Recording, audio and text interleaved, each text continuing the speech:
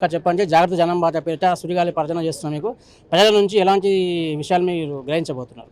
అంటే ప్రధానంగా సమస్యలు ఎక్కడున్నాయో అక్కడికి వెళ్తున్నామండి. ఉదాహరణకి ఇప్పుడు మనం నిజాం సాగర్‌కి వచ్చినాం. ఇది మన జాతి సంపద. దీన్ని కాపాడుకోవాల్సినటువంటి అవసరం ఉంది. దీని మీద ప్రభుత్వం శ్రద్ధ పెట్టడం లేదు. కొంచెం శ్రద్ధ పెడితే 40, 50 కోట్ల రూపాయలు సీజన్‌కి మిగులుతాయి. ప్రాజెక్ట్ ఎప్పటికి ఉండిపోతది. ఇప్పటికే 100 ఏండ్లు దాటినటువంటి ప్రాజెక్ట్ కాబట్టి అనేకమైన జాగ్రత్తలు తీసుకోవాల్సిన అవసరం ఉంటది. సో, అట్లా చాలా సమస్యలు ప్రజల మధ్యలో ఉన్నటువంటి సమస్యలు, ప్రభుత్వాలు పట్టించుకోనటువంటి సమస్యలు వాటి మీద పోరాటం చేస్తా ఉన్నాం. అంటే జాగృత జనం బాట పేరిట కవితక్క ప్రజల్లోకి వెళ్ళేటటువంటి క్రమంలో ఎలాంటి పరిణామాలు గ్రహించబోతున్నారు ప్రధానంగా రాష్ట్ర చాలా మందికి ఒక విశ్వాసం వచ్చింది. ఎవరన్నా మా దిక్కు నిలబడి అడిగేటోళ్ళు ఉన్నారని. ఇప్పుడు మీరు చూసినట్టయితే ఉదాహరణకి ఇందాక మనం వస్తుంటే తొవ్వలు ఆపిరు. ఎందుకు ఆపిరు? బస్ స్టాండ్ దగ్గర ఆపి వాళ్ళ సమస్యలు చెప్తారట మనకు. పోంగా ఆగాల్సి వస్తుంది అక్కడ. సో అంటే వాళ్ళకి ఒక కాన్ఫిడెన్స్ అన్నట్టు. వీళ్ళు వచ్చిండ్రు జాగృతి వాళ్ళంటే సీరియస్గా అధ్యయనం చేస్తారు, సీరియస్గా వెంటబడతారు, సీరియస్గా ఎవరినైనా నిలదీస్తారు, అవసరమైతే ధర్నాలు చేస్తారు, అవసరమైతే లొల్లి పెడతారు, కానీ పని చేస్తారని ఒక కాన్ఫిడెన్స్ ఉంది. కాబట్టి మాకు ప్రజలు వారంతటి వారే సమస్యలు ఇవి అని చెప్తా ఉన్నారు.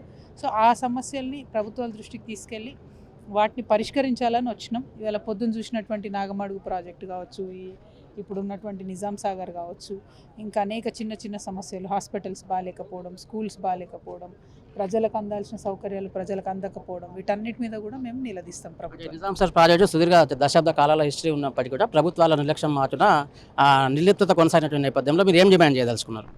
అంటే ప్రధానంగా ఒకటండి, మన నిజాం సాగర్ ప్రాజెక్టు మనకు నిజాం ఉన్నప్పుడు కట్టించినటువంటి ఒక పెద్ద గొప్ప ఆస్తి. దాన్ని కాపాడుకుంటే ఇప్పుడు ఉన్నటువంటి 60,000 ఎకరాలకు కాదు, ఒరిజినల్గా 3,00,000 ఎకరాలకు నీళ్ళు పారడానికి సిద్ధం చేసిన ప్రాజెక్టు. అసలు దాని ఫుల్ కెపాసిటీ వాడుకుంటలేము మనం. అది వాడుకోవాలని చెప్పి నేను డిమాండ్ చేస్తూ ఉన్నాను. సరే, వీళ్ళు పోయిన ప్రభుత్వాన్ని తిట్టి, పోయిన ప్రభుత్వం ఆ పోయిన ప్రభుత్వాన్ని తిట్టి దానికన్నా ఇప్పుడు ఏం చేద్దాం? ఇప్పుడు ఏం చేయాలి అంటే ఇమ్మీడియట్గా దీన్ని డీసిల్ట్ చేయాలి, మట్టి తీయాలి.